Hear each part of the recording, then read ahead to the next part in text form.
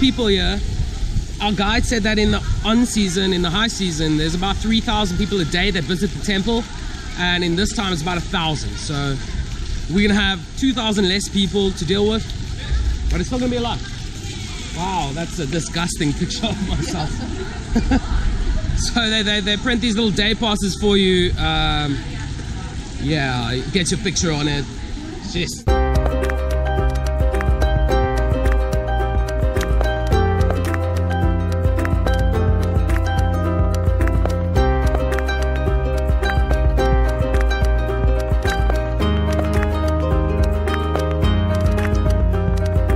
all the forest and stuff we're seeing around here never used to be here really, because when they built this city they used all the wood for housing and stuff like that, and for the temples obviously. I found that quite interesting. I'd love to have seen Ankor with no trees, no vegetation really. But just to give you a scale of how old this place is, look at how big some of the trees are and how they've already started consuming the temples.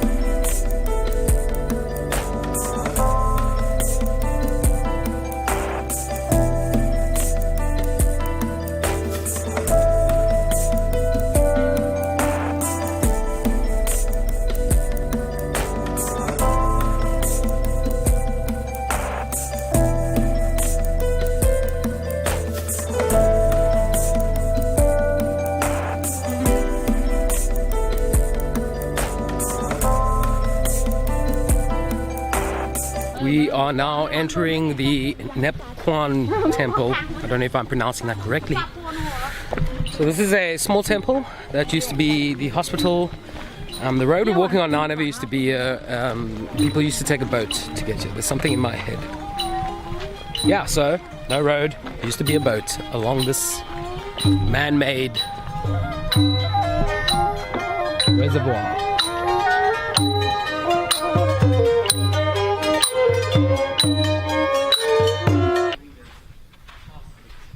The reason the medical wing was built on an island is to keep the diseased people from coming back to the mainland and infecting anybody else, which is quite clever.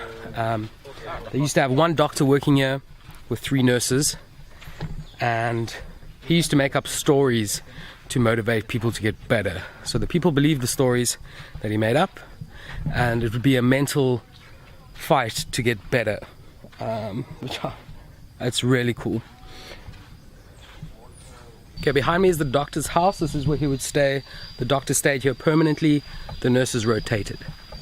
Also, there would be a lot of houses built for the patients, and that's where they would stay until they got better and could be sent back to the mainland.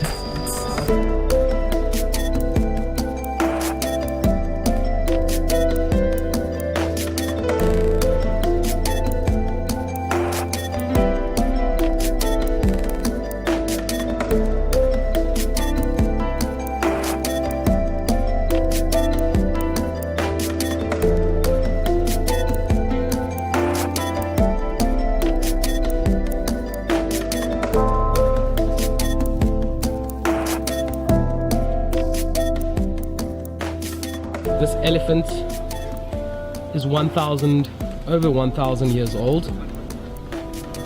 And there's one of these elephants on each corner of this temple. And the elephants represent water because all of this used to be water. Man-made to build this temple on an island.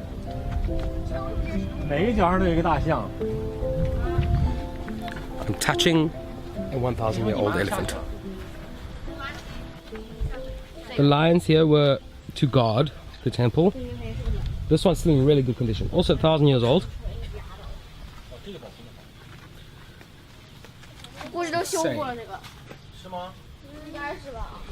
And this, I'm assuming, is where the boats used to dock up to come to, yeah.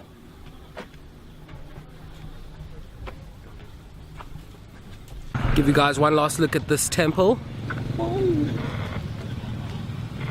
That's it for that one. I don't even know how many more there are here, how many more we're gonna see. Okay guys, we have driven about 30 kilometers outside of Ankor city to a temple called the Lady Temple, and it is around 1,000 years old as well, so also just ancient.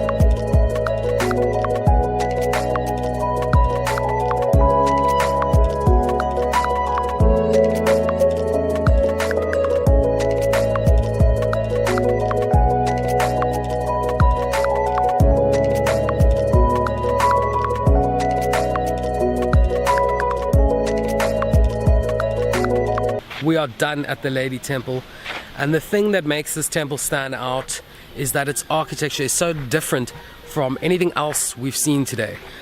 Unfortunately, we didn't get to cover many temples. It does take quite a bit of time. Tomorrow though, I think that I'm gonna go with Tash and Martin to explore the actual Angkor Wat. So remember that Angkor Wat is completely different to the rest of the temples here. Like, people seem to get that mixed up. So Angkor Wat is its own thing, then you get Angkor City, and you get Angkor Thom, all these other types of things. But guys, one last look at the Lady Temple.